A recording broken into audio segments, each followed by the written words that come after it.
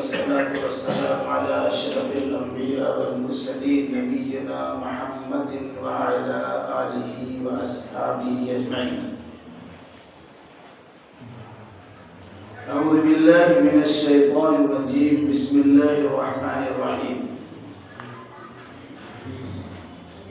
الذين يبخلون ويأمرون الناس بالبخل ومن يتول فإن الله هو الغني الحميد.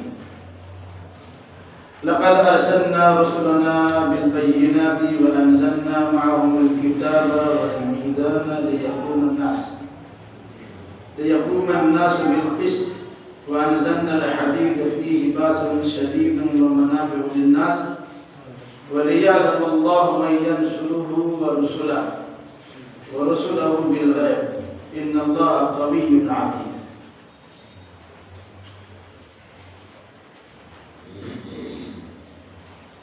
اس سے پہلے کی آیتوں میں اللہ کی مغفرت کی طرف اور اللہ کی جنت کی طرف سبقت کرنے کا حکم دیا گیا تھا. پھر یہ بات بھی آئی تھی اگر کسی انسان کو کوئی مصیبت پہنچتی ہے، چاہے آفت سماوی ہو چاہے آفت ارضی ہو، آسمان سے ہو یا زمین سے ہو، یا انسان کے جسم کے اندر ہو، یا اس کی ذہنی، فکری اور مالی اور معاشی کسی اعتبار سے تکلیف پہنچتی ہے تو اللہ تبارک و تعالیٰ نے اس کو پہلے ہی لکھ دیا. پھر یہ بات بھی آئی تھی کہ اگر کسی انسان کو تکلیف پہنچ جائے تو اسے افسوس نہیں کرنا چاہیے، اور کسی انسان کو اللہ کی جانب سے خوشحالی اور فارغ البالی مل جائے تو اسے اترانا نہیں چاہیے، کیونکہ اللہ تعالیٰ اترانے والے اور تکبر کرنے والے کو پسند نہیں کرتا. آگے کی آیتوں میں مزید کچھ چیزوں کی جانب اشارہ کیا گیا. بہت سے لوگ جنہیں مال ملتا ہے جسے اللہ کی راہ میں خرچ کرنا چاہیے، تو اہل ایمان جو اپنے ایمان میں سچے ہوتے ہیں، اخلاص پر مشتمل ان کا ایمان ہوتا ہے، وہ اللہ کی راہ میں خرچ کرنے سے دریغ نہیں کرتے، گریز نہیں کرتے. البتہ جس کے ایمان میں نقص ہوتا ہے، نفاق کا مرض ہوتا ہے، اخلاص سے خالی ہوتا ہے، تو ایسے لوگ مال کو زبردست پکڑتے ہیں، وہ خود بھی خرچ نہیں کرتے اور دوسروں کو بھی خرچ کرنے سے منع کرتے ہیں. فرمایا اللہ تبارک و تعالی نے الذین یبخلون ویأمرون الناس بالبخل، الذین یبخلون ویأمرون الناس بالبخل، جو لوگ بخیلی کرتے ہیں، کنجوسی کرتے ہیں اور لوگوں کو بخیلی کا حکم بھی دیتے ہیں. وَمَن يَتَوَلَّ، اور جو لوگ اللہ اس کے رسول سے پیٹ پھیر کے بھاگ جاتے ہیں، تو یاد رکھیں فَإِنَّ اللَّهَ هُوَ الْغَنِيُّ الْحَمِيدُ، اللہ بے نیاز ہے اور قابل تعریف ہے. اس سے پہلے منافقوں کا تذکرہ چل رہا تھا، اسی چیز کو اس سورہ کے آخر میں اختتامی کلمات کے طور پر بھی بتایا جائے، جس کی تفصیل 28واں سپارہ سورہ منافقون میں. باضابطہ منافقوں نے آپس میں مشورہ کیے لا تنفقوا علی من عند رسول اللہ حتی ينفضوا، جو لوگ اللہ کے رسول کے ارد گرد بیٹھے رہتے ہیں وہ تو غریب منادہ ہے، ان پر تم خرچ مت کرو. خرچ کرو گے یہ ان کے ساتھ سٹے رہیں گے، اور اگر خرچ نہیں کرو گے ان کے جان کے لالے پڑیں گے، یہاں سٹ جائیں گے. اس طرح منافقین نے اپنے مال کو اپنے پاس گن گن کے رکھا، نہ اہل ایمان پہ خرچ کرتے اور نہ دین کی تبلیغ میں خرچ کرتے، نہ مجاہدین کے سامان کے تیار کرنے میں خرچ کرتے، اور نہ دیگر فی سبیل اللہ کے کام میں وہ خرچ کرتے. قرآن نے کہا یہ لوگ خود تو بخیلی کرتے ہی، ساتھ ساتھ اگر کوئی سیدھے سادے مسلمان، ایمان میں مخلص مسلمان وہ خرچ کرنا چاہتے ہیں تو ان سے بھی کہتے ہیں تم بخیلی کرو. اس طرح یہ لوگ اللہ اور اس کے رسول کے فرمان کو بالا اعتاب رکھ دیتے ہیں، بس پٹ ڈال دیتے ہیں، عمل پیرا ہونے کے بجائے اعراض کرتے ہوئے نکل بھاگتے ہیں. تو کیا اگر کوئی انسان مال خرچ نہیں کرے گا تو اللہ کا دین رک جائے گا؟ مال خرچ نہیں کرے گا تو جن لوگوں نے مخلصانہ انداز میں صدق دل اور سچے دل سے ایمان قبول کیا، کیا یہ لوگ آپ کی صحبت سے بھاگ جائیں گے؟ اگر یہی بات رہتی پھر مکہ ہجرت کر کے آنا ہی نہیں ہوتا. مکہ میں گھر بار بھی چھوڑ دیا، زمین و جائیداد بھی چھوڑ دیا، قرابت دار رشتہ دار بھی چھوڑ دیا، اسی دین کی حفاظت کے لیے آئے. تم خرچ کرو گے تمہارا فائدہ ہوگا، نہیں خرچ کرو گے ان کا تو کچھ نقصان ہونے والا نہیں ہے. اور رہا کہ اللہ تمہارے مال کا محتاج ہے، اللہ ہی دینے والا ہے، تمہیں مال دے کے آزماتا ہے، انہیں مال میں کمی کر کے آزماتا ہے. فَإِنَّ اللَّهُ هُوَ الْغَنِيُّ الْحَمِيدُ، تو اللہ بے نیاز ہے، اللہ خود مالدار ہے، بے نیاز ہے، اس کو کسی مال کی ضرورت نہیں ہے.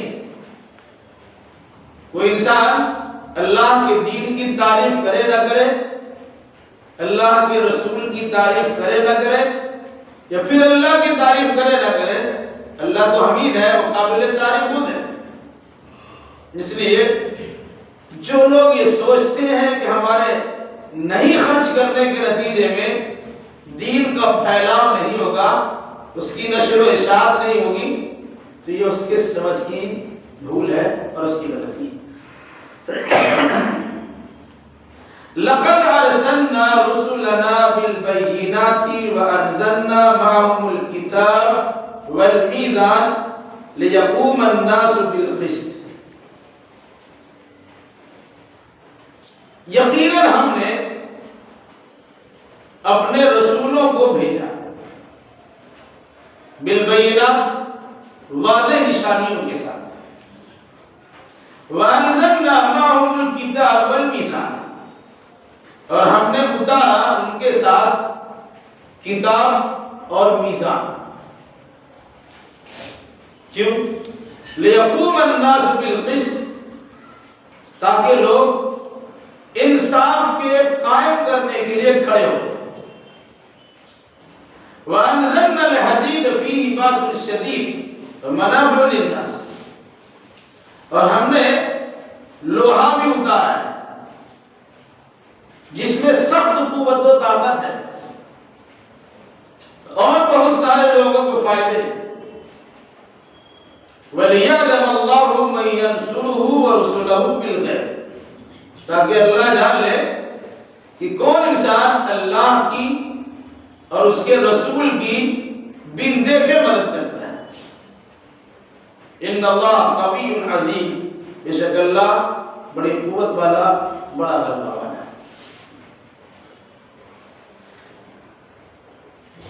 اللہ نے انسان کو پیدا کرنے کے بعد یوں ہی نہیں چھوڑ دیا. ایک جانب شیطان نے اللہ سے کہا ہمیں اختیار دیا جائے کہ اس آدم کی وجہ سے ہم رادائے درگاہ ہوئے ہیں، جنت سے نکالے گئے، ذلیل و خوار ہوئے ہیں، اتنی شکتی اور پاور و طاقت ہمیں دی جائے کہ ہم آدم کی اولاد کو بھٹکا سکے، بہکا سکے، گمراہ کر سکے۔ اور ہماری کوشش رہے گی کہ اللہ تو اپنے اکثر و بیشتر بندوں کو شکر گزار نہیں پائے گا، ہم میرا زور تیرا مخلص بندوں پر نہیں چلے گا، لیکن اکثر و بیشتر لوگوں پر میرا زور چل جائے گا۔ اس کے ساتھ اللہ تبارک و تعالیٰ نے ایک طرف شیطان کو اختیار دے دیا، دوسری جانب انسان کی رہنمائی کے لیے انسان میں سے ہی انبیاء اکرام علیہ السلام کو بھیجنا شروع کر دیا۔ جب بھی انبیاء اکرام تشریف لاتے تو ان کے ساتھ کم از کم 3 چیزیں ہوتی ہیں۔ پہلی چیز بالبینات، نبی و رسول کو ہم معجزات کے ساتھ، نشانیوں کے ساتھ بھیجا جاتا ہے۔ نبی اپنی ذات میں خود موجودہ ہوتے ہیں، ان کی پوری زندگی موجودانہ ہوتی ہے، ان کی بات بھی معجز کلام ہوتی ہے۔ علاوہ بھی ضرورت پڑنے پر اللہ تبارک و تعالیٰ کچھ نشانیوں کا اظہار بھی کر دیتا ہے۔ صالح علیہ السلام کے لیے پہاڑ سے روٹی پیدا کر دی ہے، موسیٰ علیہ السلام کے لیے ید بیضاء اور عصا موسمی دے دیا، عیسیٰ علیہ السلام کو اللہ نے جو ڈاکٹری اور طبابت کا زمانہ تھا یہ ہنر دے دیا کہ کسی مریض کے جسم پر ہاتھ پھیرتے ان کا مرض اچھا ہو جاتا، یہاں تک کہ اللہ کے حکم سے مردہ انسان کو پھونک دیتے وہ بھی زندہ ہو جاتا۔ اس قسم کے معجزات دیے گئے۔ اخیر محمد رسول اللہ صلی اللہ علیہ وسلم کی باری ہے، یہ زمانہ علمی اعتبار سے فخریہ زمانہ، کچھ لوگ پڑھے لکھے تھے، اکثر لوگ جاہل تھے، لیکن جس کے پاس علم تھا ان کو اپنے علم پہ بڑا ناز تھا، اپنی زبان پہ بڑا فخر تھا، اپنی طلاقت لسانی پہ بڑا غرور تھا، اور اپنے بلندر ہونے پر بڑا ناز تھا۔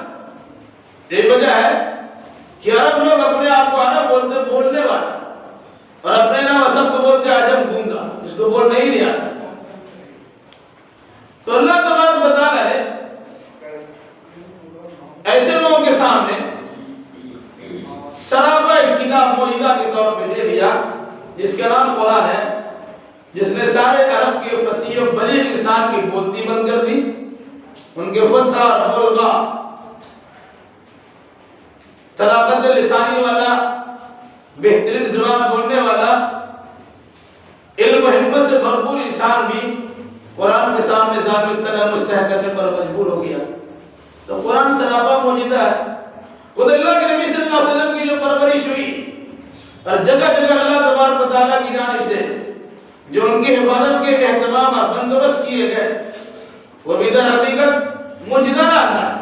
تو اللہ نے کہا کہ ہم نے اپنے رسولوں کو نشانیوں کے ساتھ دیا، وَأَنزَلْنَا مَعَهُمُ الْكِتَابَ، اور ہم نے ان کے ساتھ کتاب بھی بھیجی، کتاب پیغام اور فرمان بھیجا، اسے لکھ دیا گیا، وہ کتاب ہے۔ اس مناسبت سے اللہ نے ہر نبی کو کچھ نہ کچھ پیغام دیا ہے، چھوٹے چھوٹے صحیفوں کی شکل بھی دیا ہے، 4 بڑی مشہور کتابوں کا تذکرہ بھی آپ کے سامنے ہے۔ تو ہر نبی کو اللہ نے پیغام دیا۔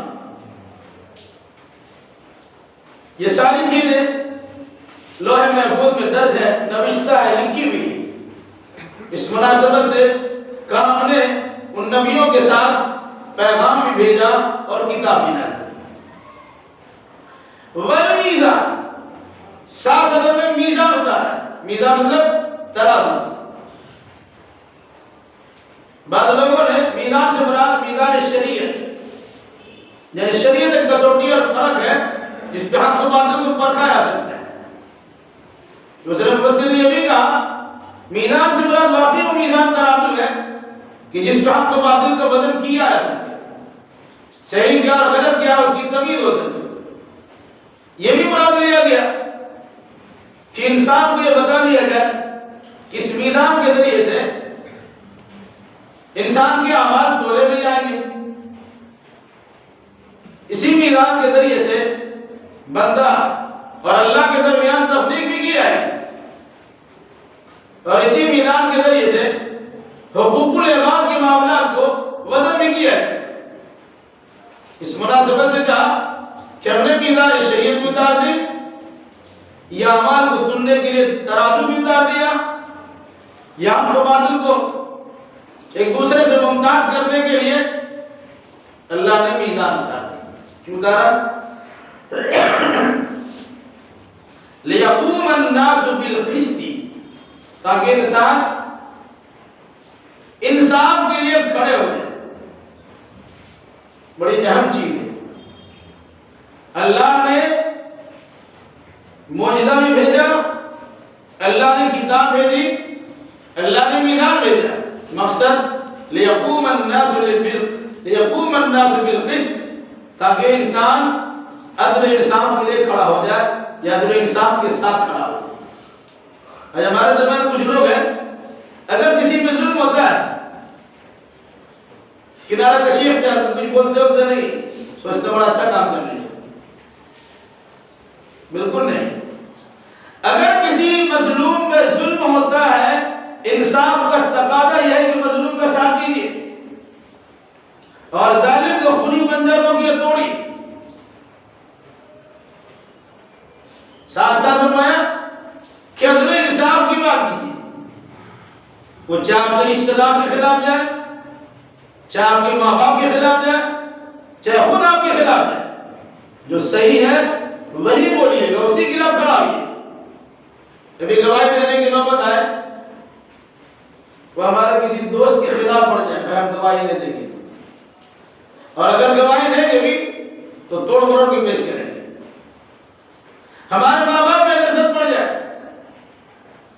تو بل ہم گواہی دینے کے لیے تیار نہیں ہے، لیکن اگر تیار بھی ہو گئے تو کچھ اس طرح بیچ بچھا کا راستہ نکالے کہ وہ گواہی کچھ مار ہی کرے، پھر اپنے بارے میں کیا ہوگا اندازہ لگا لیجیے۔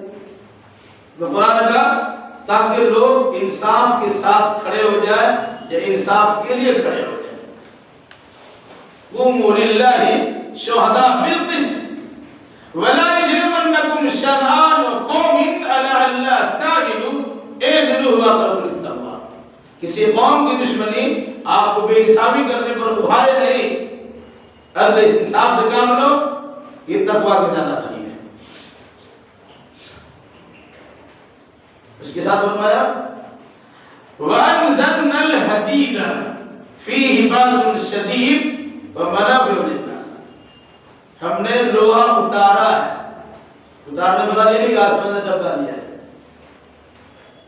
وہاں بھی اتارنے سے مراد ہم نے لوہا کو پیدا کیا ہے، کہ اللہ نے سورہ رحم میں کہا کہ ہم نے تمہارے لیے وَأَنزَلْنَا لَكُمْ بَهِيمَةَ الْأَنْعَامِ، ہم نے تمہارے لیے چوپائے جانور کو اتارا نہیں، مراد یہ ہے ہم نے وہاں سے فرمان جاری کیا، وہ چیز یہاں پیدا ہو، تو فرمان تو میرا ہوتا ہے، کن فیکون کا معاملہ ہوتا ہے، تو ہم نے لوہا اتارا۔ لوہا کیوں اتارا ہے؟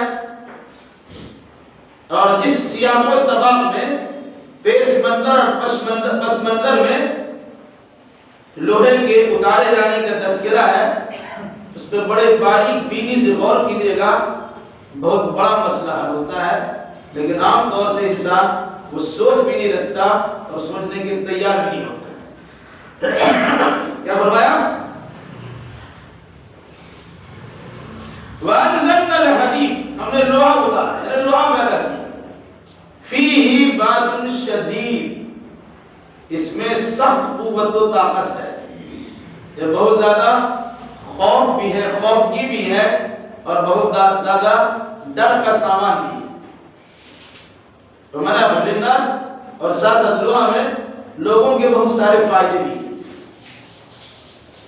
لوہا میں طاقت و قوت ہے، بہت سارے فائدے ہیں۔ لوہا کا استعمال کس میں کرتے ہیں آپ؟ ہر انسان اپنے اپنے انداز میں اس کا استعمال کرتا ہے، کوئی چھری بناتا ہے، کوئی چاقو بناتا ہے، کوئی تلوار بناتا ہے، کوئی ہتھیار بناتا ہے، کوئی زرہ بختر بناتا ہے، کوئی ٹینک بناتا ہے، کوئی توپ بناتا ہے۔ یہ ہے لوہا، جس مقصد کے لیے اس لوہے کو بھیجا گیا۔ انسان مکان بناتا ہے، اس میں لوہا لگاتا ہے، چھت ڈھالتا ہے، اس میں لوہا لگاتا ہے، اپنے بدن کی حفاظت کے لیے باضابطہ لوہے کا زرہ بنا لیتا ہے تاکہ بدن اس کی حفاظت میں ہو جائے۔ فیہ باس شدید، اس میں سخت قوت ہے۔ ومنافع للناس، لوگوں کے لیے بہت سارے فائدے ہیں، لیکن ساتھ کیا فرمایا؟ وَلِيَعْلَمَ اللَّهُ مَن يَنْصُرُهُ وَرُسُلَهُ بِالْغَيْبِ۔ ان چیزوں کے ساتھ ساتھ اس لوہا کے اتارے جانے کا مقصد یہ ہے تاکہ اللہ تعالیٰ جان لے کہ کون انسان تم میں سے بغیر دیکھے اللہ کی مدد کرتا ہے اور اللہ کے رسول کی مدد کرتا ہے۔ اب لوہا سے اللہ اس کے رسول کی مدد کیسے کیجیے گا؟ مراد جنگ، غزوہ اور سرایہ کی طرف اشارہ ہے۔ دین کی راہ میں اگر رکاوٹ پڑے تو آپ کو تلوار نکالنے کی نوبت ہے، اس سے بھی گریز نہ کیا جائے۔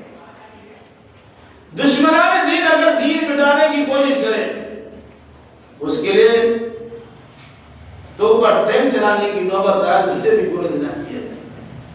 قرآن مجید کی سورہ انفال میں نے فرمایا وَأَعِدُّوا لَهُم مَّا اسْتَطَعْتُم مِّن قُوَّةٍ وَمِن رِّبَاطِ الْخَيْلِ تُرْهِبُونَ بِهِ عَدُوَّ اللَّهِ وَعَدُوَّكُمْ۔ جہاں تک تم سے ہو سکے اپنی دفاع کے لیے اور دین کی حفاظت کے لیے طاقت و قوت جمع کر لو، وہ چاہے گھوڑے کی شکل میں ہو، چاہے طاقت و قوت کی جو صورت ہو۔ کیوں؟ تاکہ تم اس کے ذریعے سے اپنے دشمنوں کو اور اللہ کے دشمنوں کو ڈرا کے رکھ سکو۔ آج پوری دنیا مسلمانوں کا جو حال ہے وہ اندازہ لگا لیجیے، تفصیل بتانے کی ضرورت نہیں ہے، عقل مندوں کے لیے اشارہ کافی ہے۔ فرمایا تاکہ اللہ جان لے کہ کون انسان بغیر دیکھے، ابھی اللہ کو دیکھا نہیں ہے، بغیر دیکھے اس اللہ کی مدد کرے، وَرُسُلَهُ اور اس کے رسولوں کی مدد کرے۔ حفاظت کرنے کے لیے کبھی کبھی اس کی ضرورت پڑتی ہے تاکہ مقابلہ آپ کر سکیں، تو اللہ کی مدد آپ کیسے کریں؟ ان تنصروا اللہ اے ان تنصروا دین اللہ، اللہ کی مدد یعنی اللہ کے دین کی مدد کریں، اللہ کے رسول کی مدد کریں۔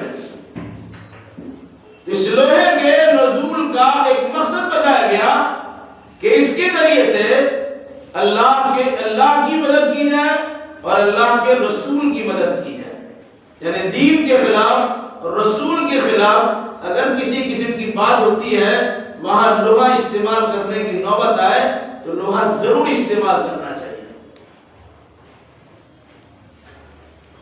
ان اللہ قوی عظیم، بے شک اللہ بڑی طاقت والا، بڑا غلبہ والا، یہ کام خود اللہ کر سکتا ہے۔ اللہ کے خلاف بغاوت کرنے والے کو اللہ فوراً سزا دے سکتا ہے، رسول اللہ کے خلاف بولنے والے کو اللہ فوراً کے اپنے کردار تک پہنچا سکتا ہے، لیکن اللہ نے بندوں کے ذمہ یہ کام لگا دیا ہے کہ کچھ کام تم بھی تو کرو، ورنہ ہم چاہے تو ایک ساتھ سب کو ختم کر دیں گے۔ یہ در حقیقت اہل ایمان سے مطالبہ ہے کہ جس طرح طاقت و قوت میں لوہا کو مضبوط سمجھتے ہو، اپنا ایمان بھی متزلزل نہ ہونے دو، اپنا ایمان بھی مضبوط رکھو اور اپنے ایمان کے ذریعے سے ان تمام شرکیات اور بدعیات اور خرافات کا مقابلہ کرو۔ اور اگر کہیں تمہارے ساتھ ایسی نوبت آ جائے کہ جنگ کے بادل منڈلانے لگ جائے تو کمبل اوڑھ کے گھر میں مت سو جاؤ، بلکہ تمہارے لیے ضروری ہے کہ اگر جہاد کی نوبت آ جائے تو میدان جہاد سے بھاگنے کی کوشش مت کرنا۔ چنانچہ جب دیکھیں گے کہ اللہ کے نبی صلی اللہ علیہ وسلم مدینہ پہنچے ہیں، مدینہ کی 10 سالہ زندگی میں، صرف 10 سال کی زندگی میں اللہ کے نبی صلی اللہ علیہ وسلم نے 27 لڑائیوں میں خود شرکت کی ہے۔ 3 گم 30، 27 لڑائیوں میں خود شرکت کی ہے۔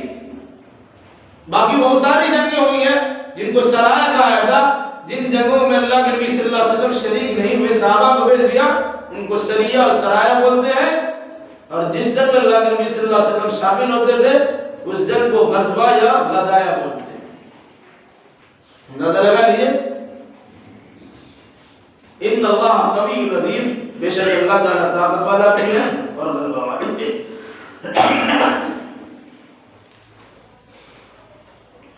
وَلَقَدْ أَرْسَلْنَا نُوحًا وَإِبْرَاهِيمَ وَجَعَلْنَا فِي ذُرِّيَّتِهِمَا النُّبُوَّةَ وَالْكِتَابَ فَمِنْهُمْ مُهْتَدٌ وَكَثِيرٌ مِّنْهُمْ فَاسِقُونَ۔ اور ہم نے نوح علیہ السلام کو اور ابراہیم علیہ السلام کو رسول بنا کر بھیجا۔ وَجَعَلْنَا فِي ذُرِّيَّتِهِمَا النُّبُوَّةَ وَالْكِتَابَ، اور ہم نے ان دونوں کے نسل ہی میں، ان دونوں کے خاندان اور نسل میں نبوت بھی رکھی اور کتاب بھی رکھی۔ مراد سب سے پہلا نبی جو باضابطہ نبی بنا کر بھیجے گئے وہ حضرت نوح علیہ السلام ہے۔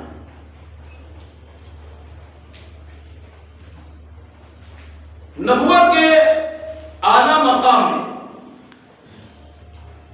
جن جن کا نام ہے، جنہیں اولو العزم پیغمبر کہا جاتا، نوح علیہ السلام، ابراہیم علیہ السلام، موسیٰ علیہ السلام، عیسیٰ علیہ السلام اور محمد رسول اللہ صلی اللہ علیہ وسلم، یہ 5 اولو العزم بڑے بڑے نبی ہیں۔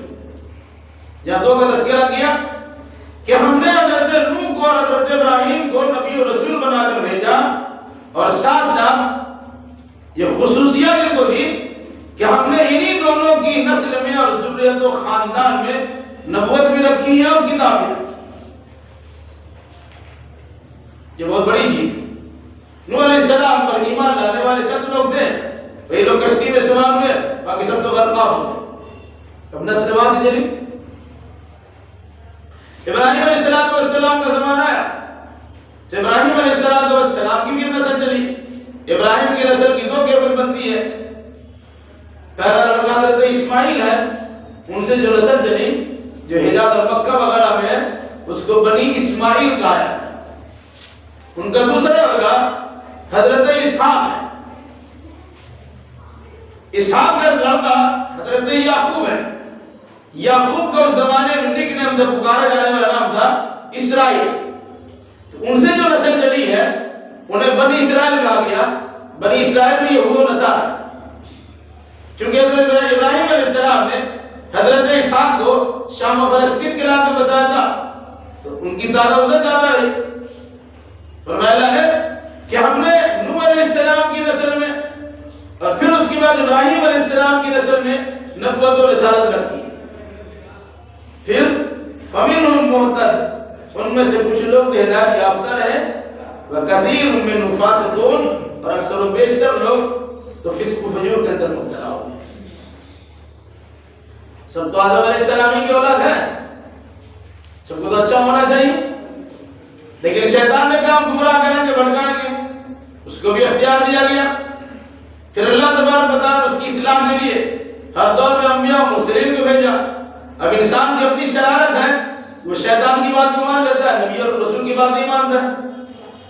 آج الٹی سیدھی حرکتیں کرنے والوں کی بات مانتا ہے، مبلغین اور مصلحین ائمہ و دعاء کی بات ماننے کے لیے تیار نہیں ہوتا۔ تو کہا فمنهم مهتد، ان میں سے کچھ لوگ تو ہدایت یافتہ ہوئے، وکثیر منهم فاسقون، اور بہت سے لوگ اس میں فاسق و فاجر ہوئے۔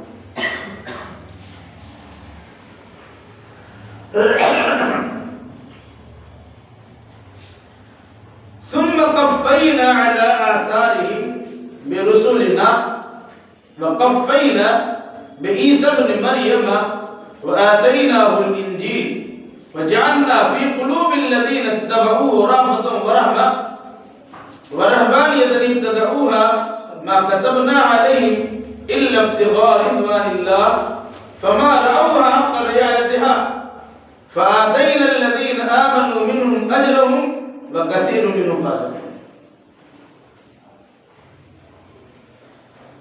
پھر ہم نے ان کے بعد جو ان کے پیچھے پے در پے اپنے رسول کو بھیجنا شروع کیا۔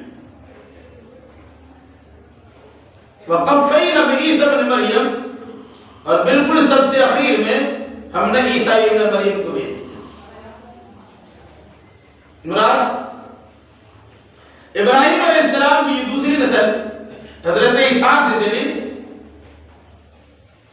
اس کے بعد سارے نبی اسی نسل میں آئے، اور اس نسل میں سب سے آخری نبی حضرت عیسیٰ علیہ السلام، بنی اسرائیل کے گویا آخری نبی عیسیٰ علیہ السلام۔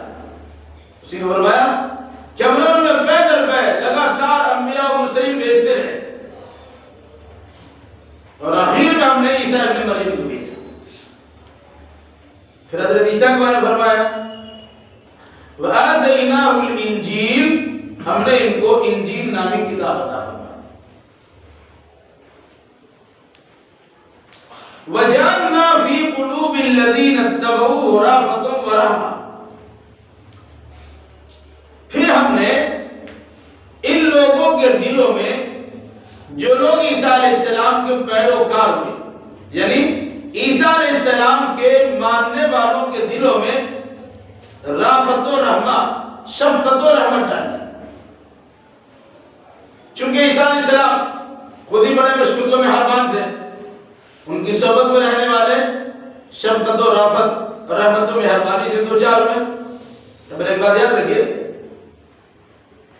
رافت و رحمت دو لفظ، یہ دونوں الفاظ شفقت و مہربانی کے معنی میں استعمال ہوتے ہیں، لیکن اگر یہ دونوں الفاظ ایک جگہ استعمال ہو اس کے معنی الگ الگ کیا ہے۔ یہاں رافت کے معنی ہوگا ترس کھانا، اور رحمت کا معنی ہوگا اپنی وسعت کے مطابق اس کے ساتھ احسان کر دینا۔ اس طرح سمجھیے،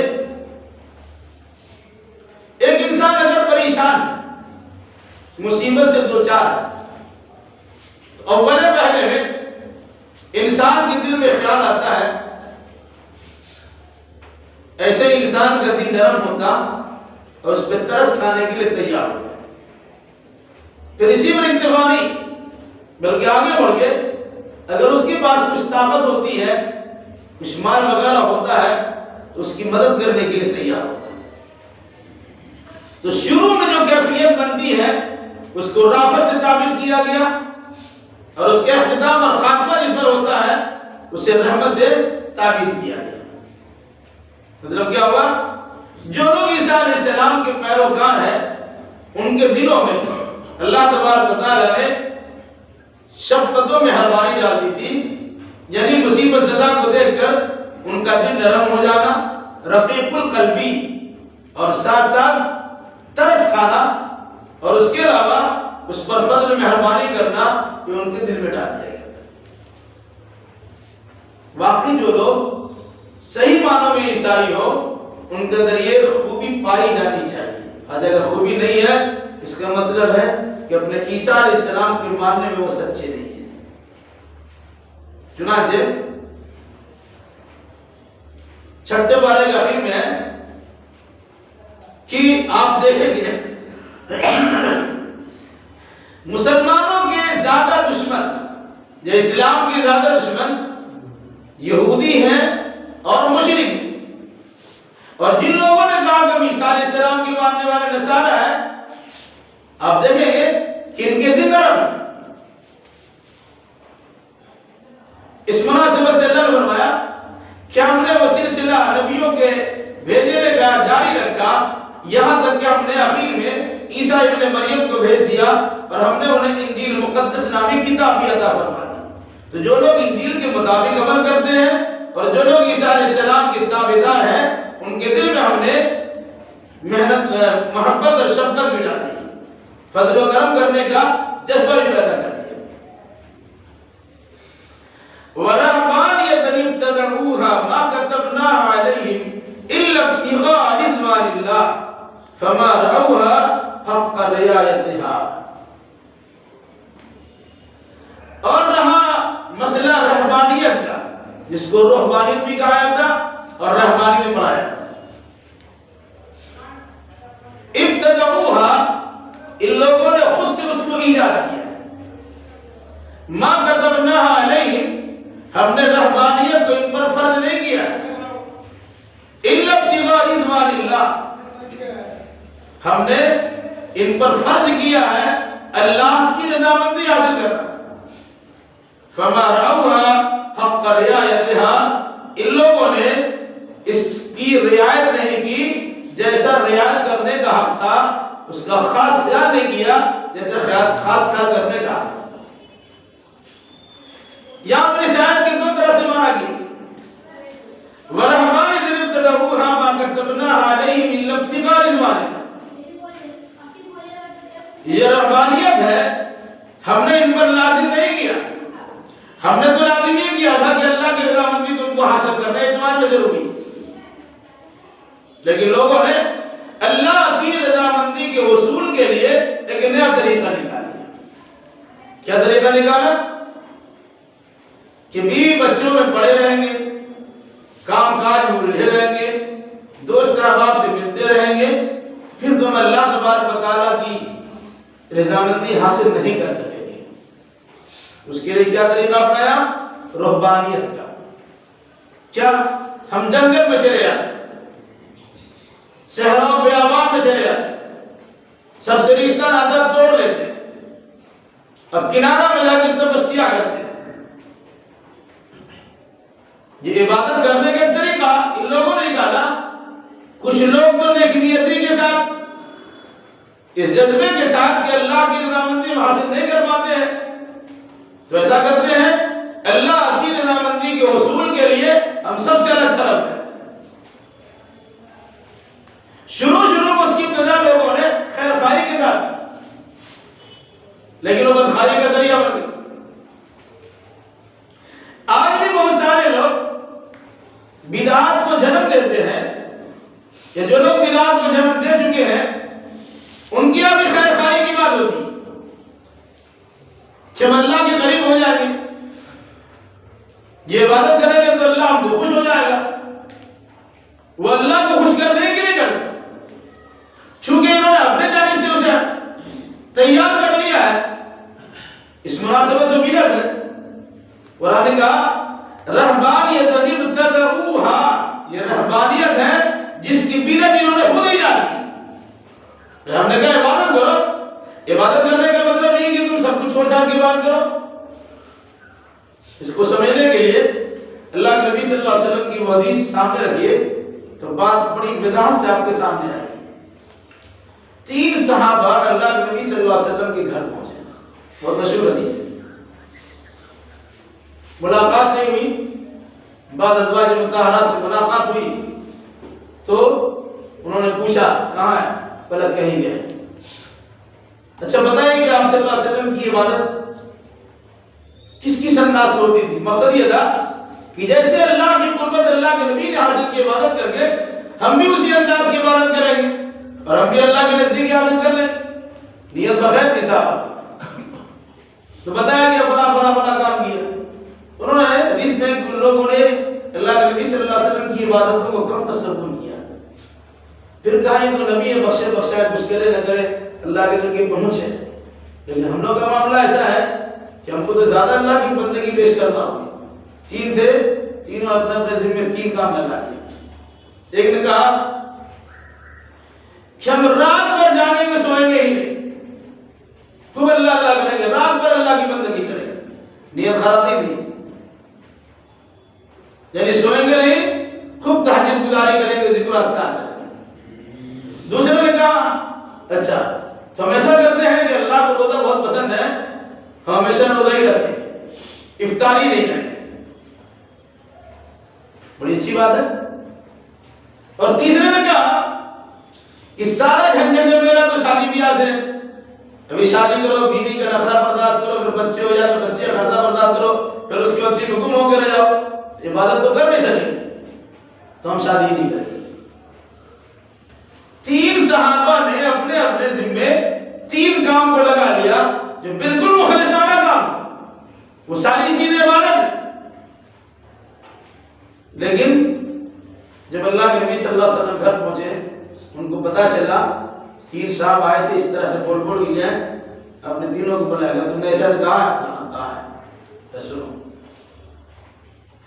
میں تم لوگوں میں سب سے زیادہ اللہ سے ڈرنے والا ہوں، اور میں تم لوگوں میں سب سے زیادہ اللہ کا تقوی اپنے دل میں رکھتا ہوں، لیکن اس کے ساتھ ساتھ میں نماز بھی رات کو جاگتا بھی ہوں اور سوتا بھی، سوتا بھی ہوں اور جاگ کر تہجد گزاری بھی کرتا ہوں، میں روزہ بھی رکھتا ہوں، میں افطار بھی کرتا ہوں، وَأَتَزَوَّجُ النِّسَاءَ فَمَن رَغِبَ عَن سُنَّتِي فَلَيْسَ مِنِّي، اور میں نے بہت ساری عورتوں سے شادی بھی کی ہے، تو سنو، جو انسان میری سنت سے منہ موڑے گا وہ میری ملت میں نہیں رہے گا۔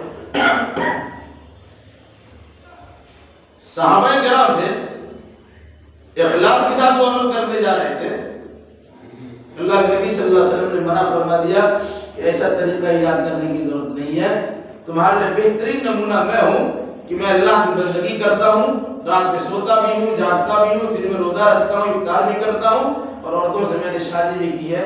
یہ طریقہ اپناؤ گے تب تو میری ملت کے مطابق رہو گے، اس طریقے کی خلاف ورزی کرو گے تو تمہارا منمانی طریقہ ہو جائے گا۔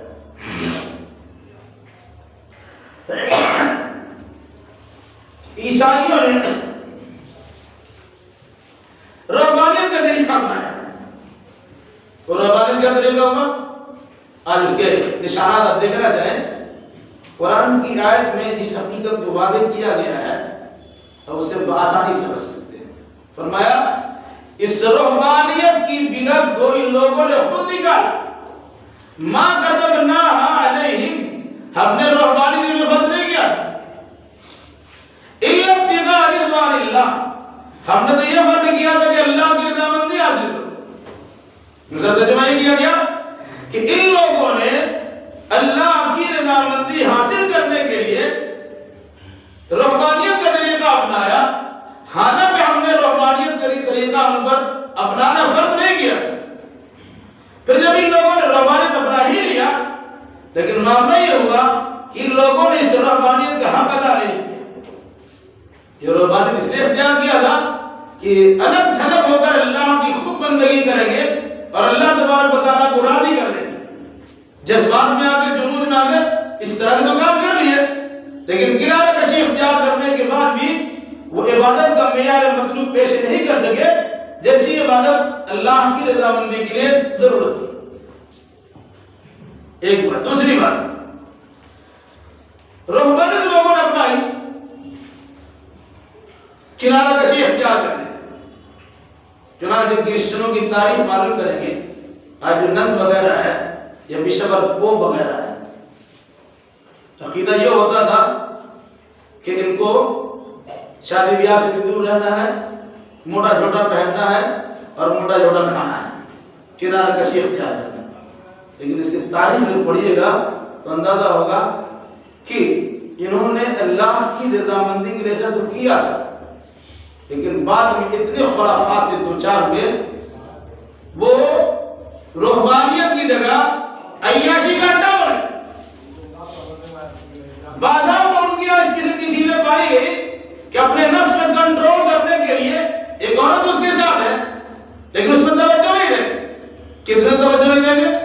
جبکہ شیطان نے کہا ہم تم کو تو ملا ہی دے، پھر اس کے بعد آہستہ آہستہ آہستہ ہونا شروع ہوا اور ساری حرکتیں شروع ہوئی۔ اسی قرآن نے کہا کہ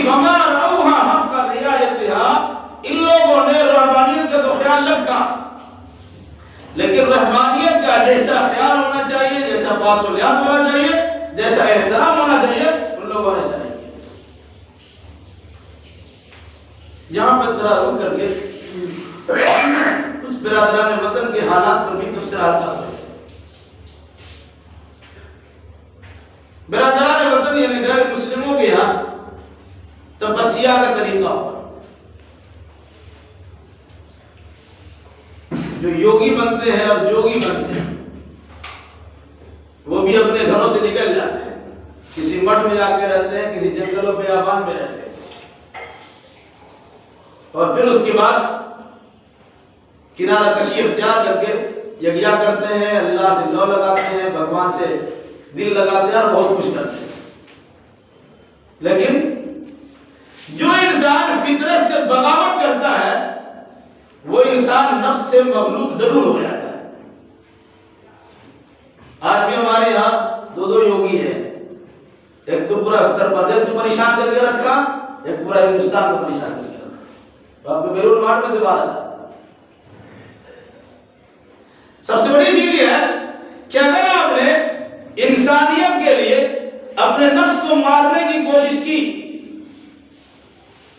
تو جب اس کے اندر بھڑکاؤ پیدا ہوا تو آپ نے انسان کو مارنا ہی شروع کر دیا، اپنے نفس کو دوبارہ نہیں۔ اور اگر اسی چیز کو ہم صوفی سنتوں میں جا کے دیکھیں تو یہی چیز کہاں بھی کار فرما ہے۔ اب غور فکر کیجیے گا تو اندازہ ملے گا کہ ہمارے یہاں بھی یعنی مسلمانوں کے یہاں بھی کچھ لوگوں نے کرسچنوں کے نقش قدم پر چلتے ہوئے اپنے اندر کنارہ کشی کے جذبہ پیدا کرنے کی کوشش کی۔ چنانچہ فلاں بزرگ کے بارے میں ہے، انہوں نے فلاں جنگل میں 12 سال تپسیا کیا، فلاں جنگل میں 12 سال تپسیا کیا، اور فلاں جنگل میں 12 سال تپسیا کیا۔ 36 سال ان کے ایسے ہی گزر گئے۔ رام جی 14 سال کا بنواس لیے، ہمارے بعد لوگ 36 سال کا بنواس نہیں ہوئے۔ پھر اس کے علاوہ جو ربانیت کی بات ہوتی ہے، کنارہ کشی اختیار کرنے کی نوبت ہوتی ہے، ہم کو کسی چیز سے کچھ ضرورت نہیں ہے، اس سے ہمارا کوئی مقصد نہیں، اس سے ہمارا لینا دینا نہیں ہوتا ہے، لیکن ایسے مقامات پر جائیں تو بعد میں اندازہ ہوتا ہے کہ وہ سب خرافات اور گناہوں کے اڈے بڑے ہوتے ہیں۔ اللہ ماشاءاللہ قرآن نے کہا فما رعوها حق رعایتها، ان لوگوں نے اللہ کی مرضی کے حصول کے لیے رہبانی ایسی بدعت کو ایجاد تو کر لیا تھا، لیکن رہبانیت کا پاس و لحاظ یہ رکھ نہیں سکے۔ کنارہ کشی اگر اختیار کیا اپنے نفس پہ کنٹرول کرنے کے لیے، یہ نفس پہ کنٹرول نہیں کر سکتے۔ دوسری صورت یہ ہوئی کہ کچھ لوگ باضابطہ ان رہبانی کیفیات سے دوچار ہونے کے لیے اپنے سینے میں اپنے مقصد کو چھپائے ہوئے چولا تو اوڑھ لیا، بزرگی کا چولا اوڑھ لیا تاکہ عوام و خواص کو اپنی جانب مائل کر سکے، لیکن اخلاص اس کے اندر تھا نہیں۔ نتیجے کے طور پر انہوں نے دنیا کمانے کے لیے اپنی ساری چیزوں کو لگا دیا۔ چنانچہ انہی عیسائی راہبوں سے متعلق کہا گیا کہ کثیر من الرہبان وربانی، یعنی بہت سے عیسائیوں کے راہبوں کا حال یہ ہے کہ لوگوں کا مال باطل طریقے سے کھا لے، وہاں اپنے آپ کو سالو سن بنا کے پیش کر دیا، پھر نذرانے وصول کرنے شروع کر دیے، پھر وہاں لوگوں کی پہنچ ہونا شروع ہوئی تو انسان اپنا مال بھی دے رہا ہے، اپنا ایمان بھی دے رہا ہے، بس اوقات اپنی عزت و آبرو بھی دے رہا ہے۔ یہ ساری صورتحال بطور خاص اسی رہبانیت کی نقالی کی شکل میں ہوتی ہے، وہ چاہے کرسچنوں کے یہاں ہو، چاہے ہندوؤں کے یہاں ہو، چاہے مسلمانوں کے۔ دیکھ لیجیے مدارات میں انسان گاجا ٹان رہا ہے، رہبانیت بنا ہے۔ سب سے بڑی چیز یہ ہے کہ ہم موٹا جوٹا پہنیں گے اور موٹا موٹا کھائیں گے، وہ اسی رہیں گے، ہم اپنی خواہشات نفسانی کے مطابق زندگی گزارنا نہیں چاہتے ہیں۔ ہم نے دیکھا ایسے ایسے لوگوں کو ننگے دھڑنگے گھومتے ہیں۔ آج برادران وطن کے ابھی ننگا پنڈت بھی بیٹھا رہتا ہے، تو اس کے سامنے پوجا پاٹ بھی کرتے ہیں، نذرانے بھی پیش کرتے ہیں۔ عقیدہ وہی ہے کہ مشرکین کا بھی عقیدہ ہوا عیسائیوں کا عقیدہ ہوگا کہ ہم کنارہ کشی اختیار کریں گے، کم سے کم کپڑا پہنیں گے اور جنگل میں چلے جائیں گے۔ مشرکین مکہ کا حال تھا، خانہ کعبہ کا طواف کرتے، اس کپڑے میں جس میں دنیا بھر کا کام کیا، طواف کیسے کریں گے؟ ایسا کرتے ہیں دن میں مرد لوگ ننگا طواف کریں گے، رات میں عورتیں ننگی طواف کریں گے۔ یہ طریقہ تھا۔ یہاں پہ مسلمان کے علاوہ غیر مسلموں کیا معاملہ ہے کہ ان کی بات پنڈت ہے، بالکل ننگے دھڑنگے بیٹھے رہتے ہیں۔